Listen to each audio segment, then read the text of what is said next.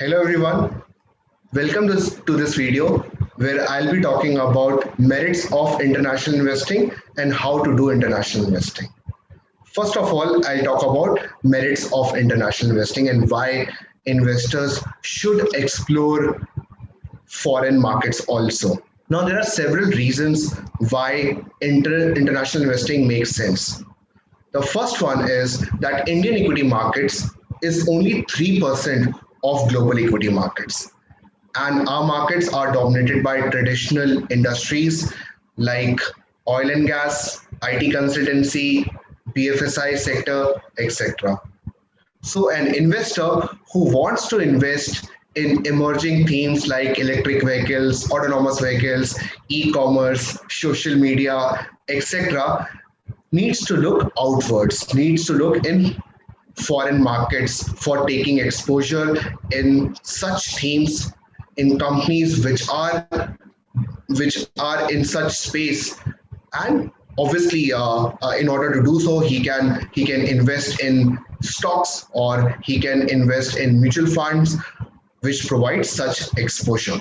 Also, one very important thing is that different geographies and different countries perform well in different periods. For example, in last 10 years, US market has outperformed Indian equity market, Chinese equity market, European equity market in 6 calendar years. In fact, Indian market has outperformed all these markets in just 2 calendar years. So different markets are performing well in different periods, and that's very understandable, right? Because there are multiple parameters which are not common also which affects the performance of a particular market, particular geography. So in order to create wealth, you need to look outwards. For example, on a post tax basis also, in last 10 years, US market has created more wealth than the Indian equity market.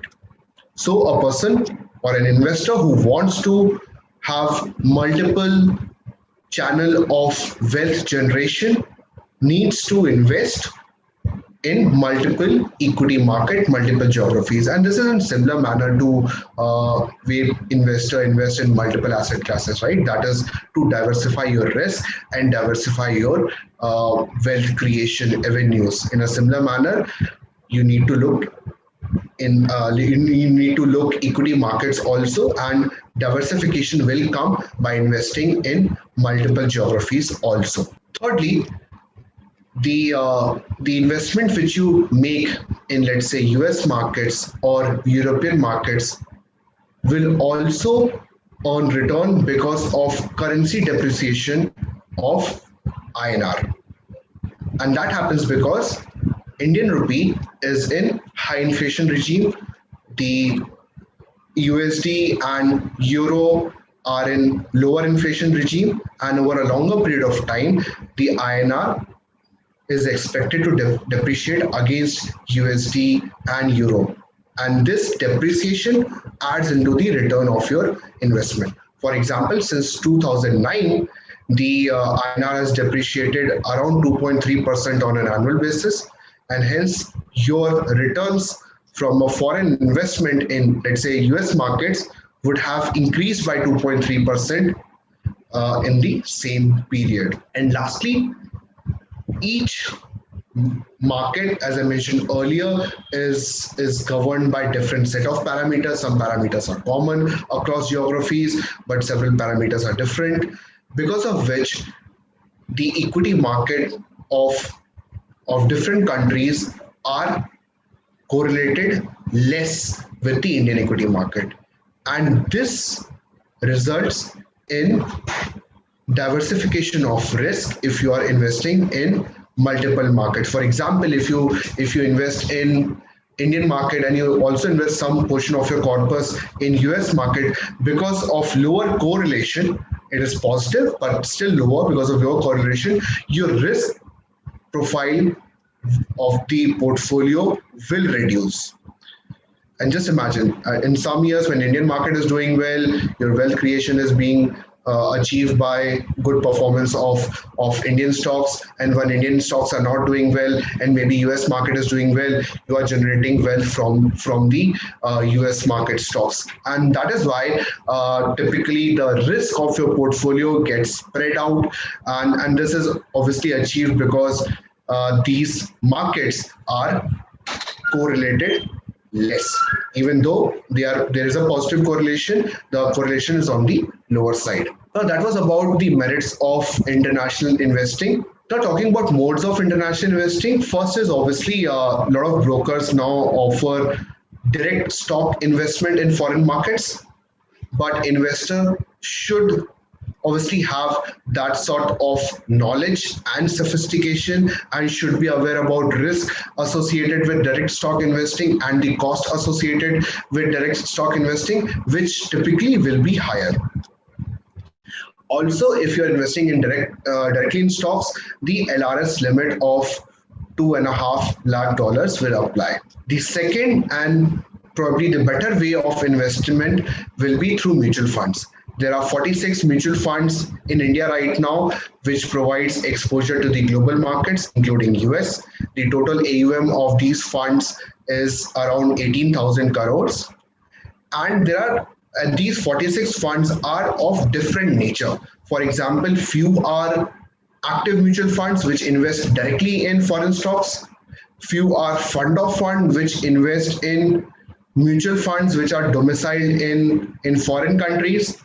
Some are index funds and ETF which invest in the portfolio of securities which form part of the underlying index.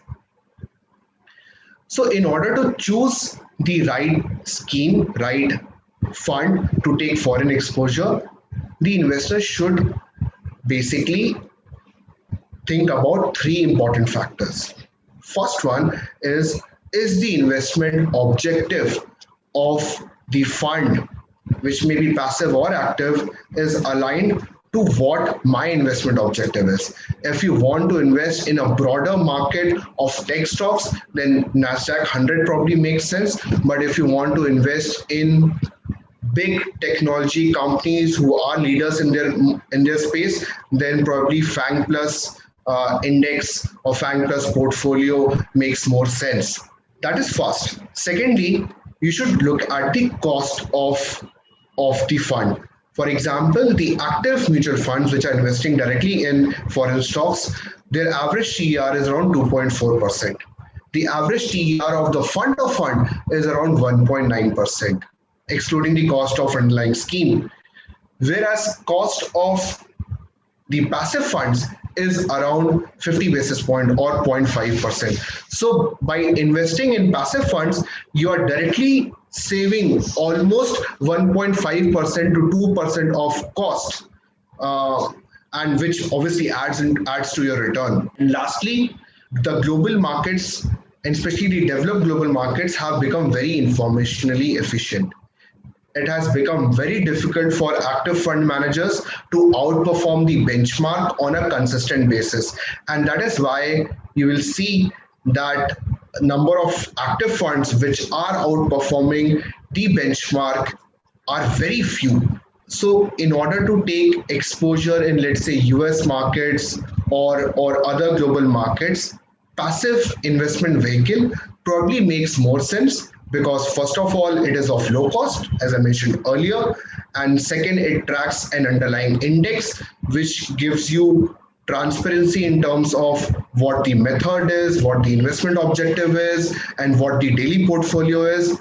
And thirdly, it removes the risk of fund manager in terms of underperformance, and you simply get the underlying index performance along with the dividends in the long run, obviously.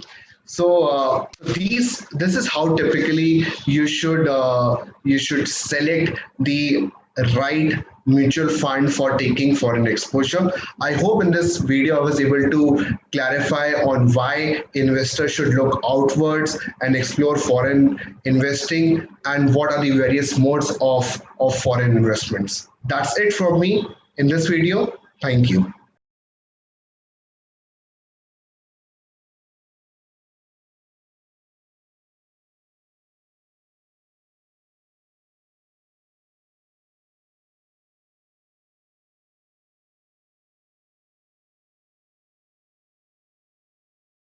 Mutual fund investments are subject to market risks. Read all scheme related documents carefully.